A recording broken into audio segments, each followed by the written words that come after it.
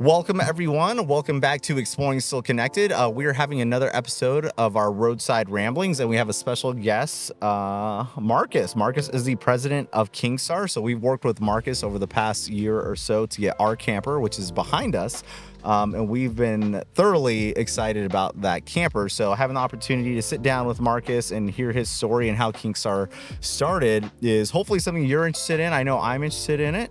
And with that said, Marcus, why don't you take a couple minutes, tell us about yourself, who you are, and how you got started with KingStar. Well, welcome to the UP again. Thanks. Nice to have you up here, and you're back in the Finnish country, Finland, away from Finland. Yeah, so speaking of Finland, I'm second generation. All three of the four grandparents immigrated over here in the early 1900s, and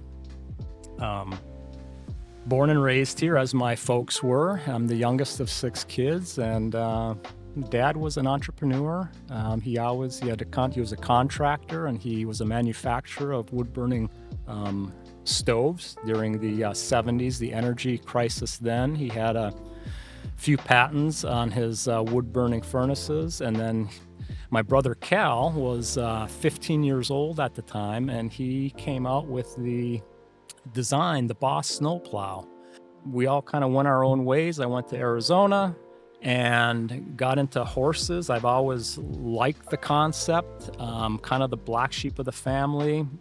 Wasn't much, Mom didn't want dogs and pets around the house, and horses for sure weren't going to happen. So I was able to now, indulge myself in the horse cowboy lifestyle, and I did.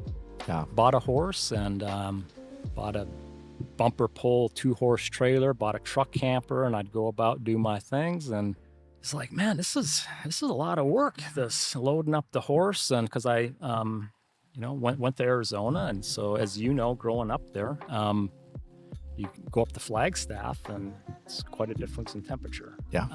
And so during the summertime, that's what we would do. I'd take my horse, head up there, and Dad but he would say, if something's hard, just don't keep banging your head against the wall. Try to step back and look what are the, like you say, pain points. Yeah.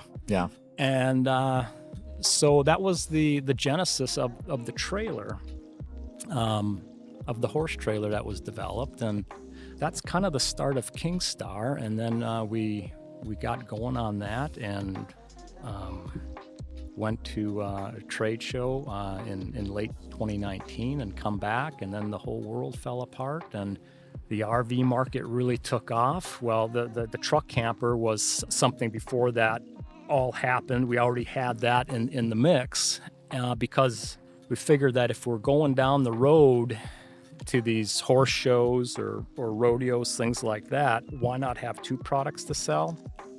And so we did. We came up with the truck camper and put, some, again, the pain points that I was dealing with in the other campers. And here we are. You were talking about pain points with your truck campers. What were the original pain points that you had with your truck camper that made you really want to innovate with your own and create KingStar campers? Yeah, well, some of them literally was a pain. You bang your head on something. It's like, whoa, that's a little too in the space, right? So it was, and then also the it's in the bed of a truck. So you have to be very, from the pillow to the potty, let's make this thing as livable as possible. Yeah. So all the points between, from the front to the back, and it was just jotting them down and looking at all those square, the cubic inches, not cubic feet, cubic inches. Yeah. And identifying them, such as water. There was, as you know, yours is a kitty litter box that we made there. But just small little areas like, okay, here's a spot right here that is, what's this going to be used for? And it's like, well, water, that's pretty essential, drinking water. Yeah. And so a half inch. We're a half inch too small. Well, let's find that half inch somewhere. It's let's make it happen so we can advertise. Here's where 3 gallons of water can go. And it's just pretty much like that, literal as making it roomy, using the space wisely, and having an aesthetic to it. Yeah.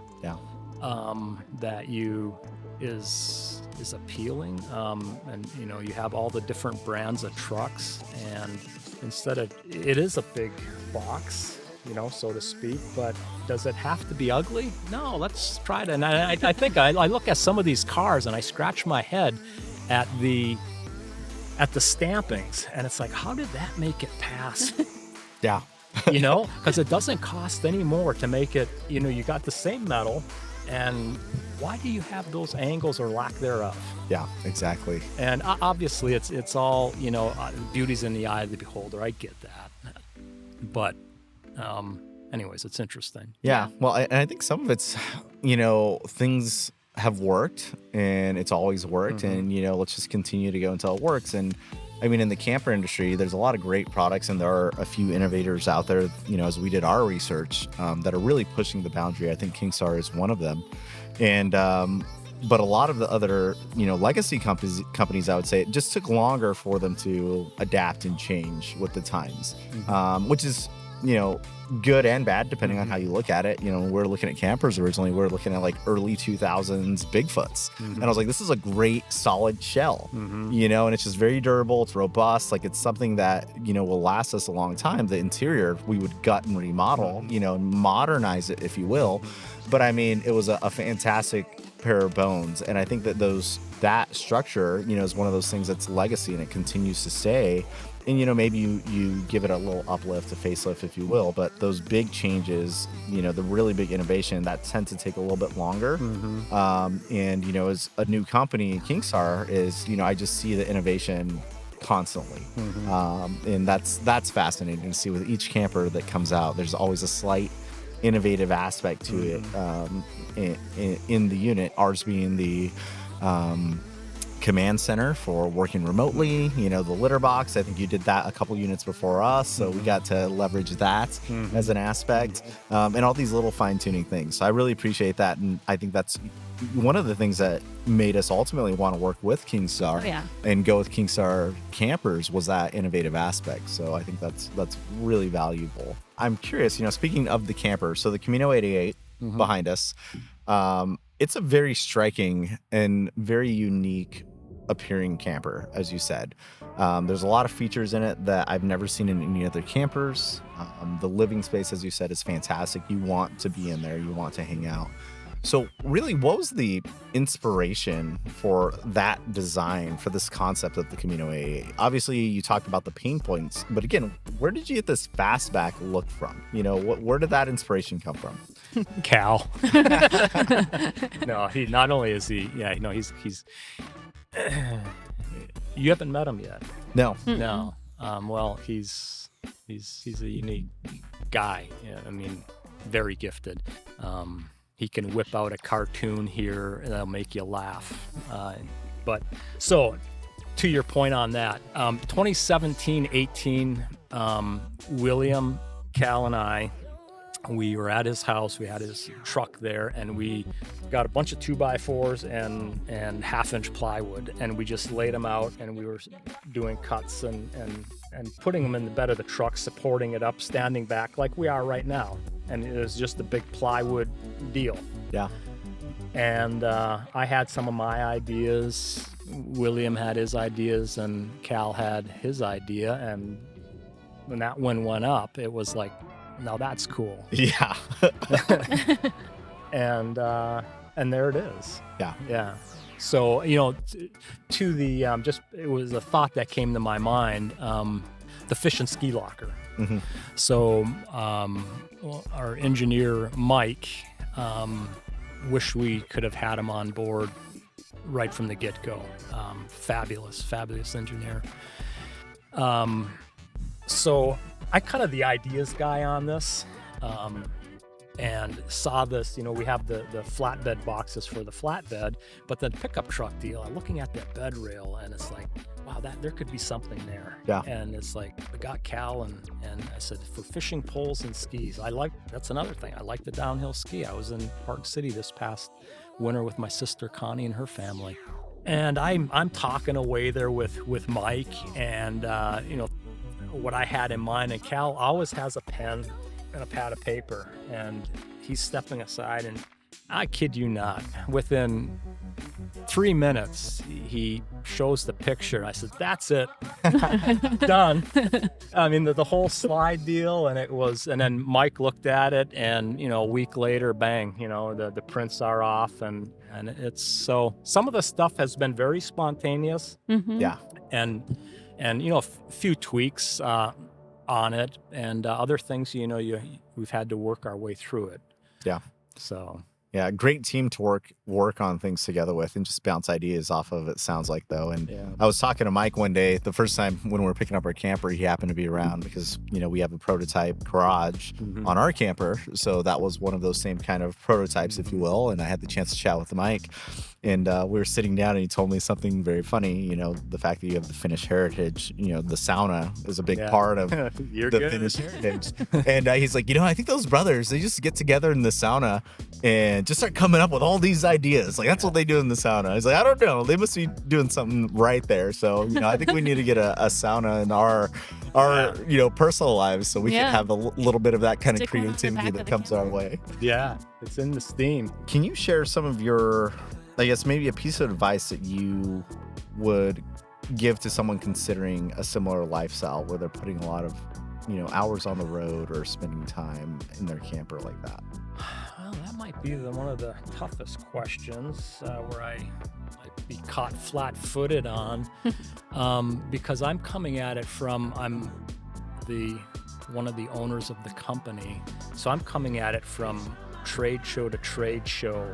Let's hammer down the miles. I'm not out there spend a month, head up to Alaska and take pictures and paddleboard and just kind of idle along. So mine is very, it's point A to B and getting there fast. Mm-hmm. And so as far as I have tips and I do solicit, whether they ask me or not, when I'm doing a delivery, if I have the opportunity to be here like I was with Tim when he picked his up, it's like, well, here's what's worked for me. And I understand it doesn't work for everybody, but might want to listen. I live in this thing 300 days a year. And, we all, we eat and we put our pants on one leg at a time. So I don't know, give it some thought. Yeah. Yeah. So I do. What I do. So, I mean, I can do that. And obviously we're not going to get into the details here, but as far as like on the road, do you mean like if I own a Ford pickup that I can stealth camp in a Ford dealership? Is that what you're getting at? What works you got? Good to know. Yeah, well, you can kind of stealthily get in there if you got a Ford truck. I love that. But biggest thing that I've always have sought out being on the road is for the night is peace and quiet. Yeah. Highways, trains, truck stops, try to stay good ways away from them, get behind a big building if you are by a highway. Mm-hmm. But yeah, peace and quiet is what I'm looking for. Yeah. And there's a lot of places you can get out there, and especially on the West Coast. I mean, there's a lot of BLM land coming across Utah. And there's these roads that go off, and these dirt roads, and it's magnificent. Yeah, you just drive beautiful. A mile out, and you can see the traffic. You can't hear it, and the red rocks. It's just like it's too nice. Yeah, Mm-hmm. yeah. We love the West, the Southwest. Yeah. For that same reason, BLM land, national forests. There's a lot of public land that we could stretch out into. I think we're learning, where we can and can't go. I look up a lot more than I look down now driving a truck camper, and we have a long rig, so that limits it a little bit, but we're planning to do some upgrades to expand on our range. But I agree wholeheartedly, get away from the noise. We like to be isolated in where we're at. One thing we did learn from you that you probably think is common knowledge at this point, but Cracker Barrel. Yeah. It's an amazing place to park. It is. Because you can get dinner and you can get breakfast. And yeah. head on the road. Most Cracker Barrels will let you sleep there overnight. Yeah, So yeah. Their biscuits You and need it. gravy is Their biscuits fantastic. and in the gravy. morning. Country boy, that's mine. I love it. Country ham. Yeah.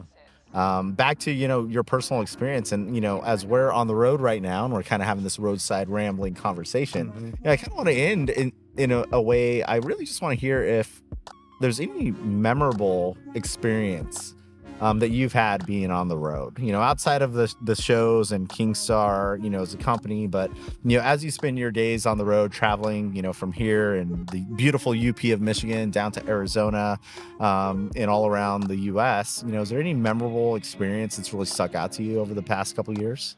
Yeah, well, there are, and the most, I guess, memorable are my horse JD and I having the opportunity, some of the rare opportunities when I've been able to take her along, or I have a couple weeks off, and I like to go into Utah, specifically the Valley of the Gods, which is near Mexican Hat, near the Four Corner area. And it's just her and I, with a camper, the trailer, and she was the genesis of KingStar. Wow. Like the point. That was the horse. I have one horse. Yeah. And out of all of the activities that I mentioned, I love them: mountain biking, kayaking, all of that. Horseback riding that's number one. Yeah. And there's just something about it that I love the West. And it's just, I'm very thankful and grateful that God has given this opportunity for me, our family, and to be able to do that. And so at nighttime when I'm grilling a steak, the sun's going down, or in the morning having that coffee, and you can hear the horse JD's eating there. It's just like, you know what?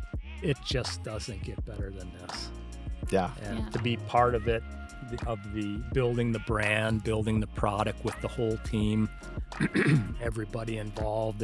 I wish that they had the opportunity to be on the road, and they're young families, so they can't, and their daily workload is the manufacturing of this. So I have that perk, so to speak. I try to tell them, we're gonna have the Eagle in there, it's flying by. I try to tell them with a very, oh, this road is tough.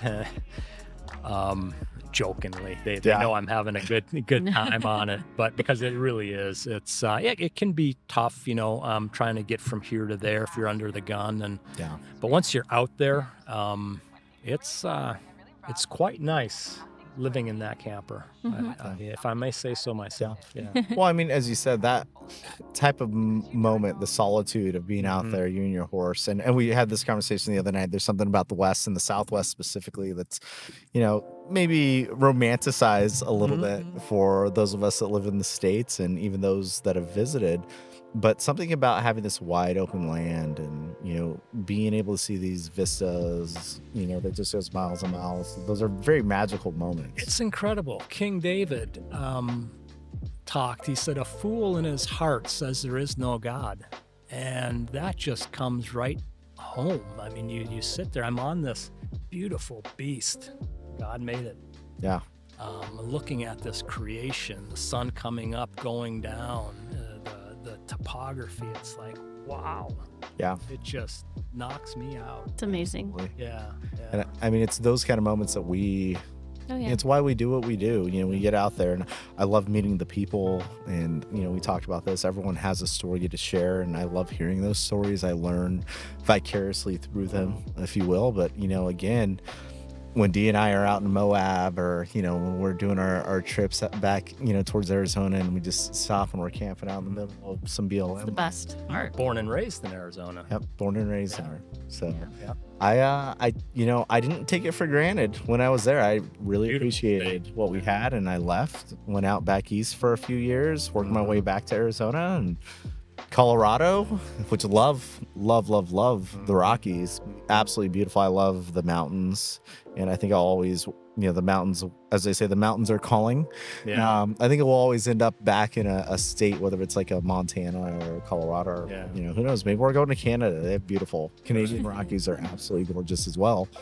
But yeah, something about being in nature, being in the wild. And I think one of the things we said about the West specifically is it's you really got to respect it, because if you don't, as soon as you don't, it could hurt you. It hurts you real bad. It'll put you back in your place. So from a flash flood to a critter biting you.